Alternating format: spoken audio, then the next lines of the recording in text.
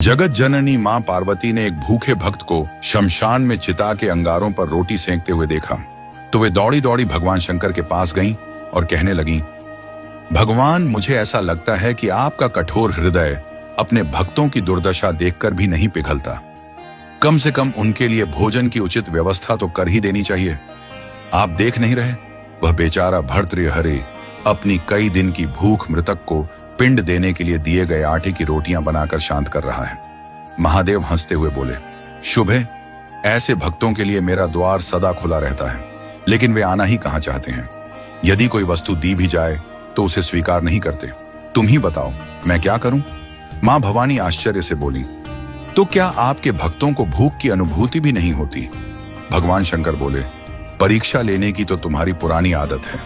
यदि विश्वास नहीं हो तो तुम स्वयं ही जाकर क्यों ना पूछ लो, लेकिन सावधानी रखना, क्योंकि यह मेरे भक्त हैं। भगवान शंकर की आज्ञा मिलते ही मां पार्वती भिखारिन का रूप धारण कर भर्तृहरि के पास पहुंची और बोली, बेटा, मैं पिछले कई दिनों से भूखी हूं, क्या मुझे भी कुछ खाने को देगा? भर्तृहरि ने केवल 4 रोटियां सेंकी थीं। उनमें से 2 रोटियां बुढ़िया माता के हाथ पर रख दी। शेष 2 रोटियां खाने के लिए आसन लगाकर बैठने ही वाले थे कि भिखारिन ने दीनता से कहा, बेटा, इन 2 रोटियों से कैसे काम चलेगा? मैं अकेली नहीं हूं, मेरे साथ एक बूढ़ा पति भी है, उसे भी कई दिन से खाने को कुछ नहीं मिला है। भर्तृहरि ने वे दोनों रोटियां भी माता के हाथ पर रख दी।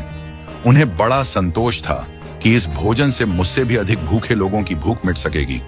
फिर उन्होंने कमंडल उठाकर पानी पिया, संतोष की सांस ली और वहां से जाने लगे। तभी एक आवाज आई, वत्स, तुम कहां जा रहे हो? भर्तृहरि ने पीछे मुड़कर देखा। मां पार्वती अपने दिव्य स्वरूप में प्रकट हो चुकी थी। माता बोली, मैं तुम्हारी साधना से बहुत प्रसन्न हूं, जो वरदान मांगना हो मांगो। भर्तृहरि ने हाथ जोड़कर कहा, अभी तो आपने ही मुझसे रोटियां मांग कर ली हैं। जो स्वयं दूसरे के सामने हाथ फैलाकर पेट भरता है, वह क्या दे सकेगा? ऐसे भिखारी से मैं क्या मांगू?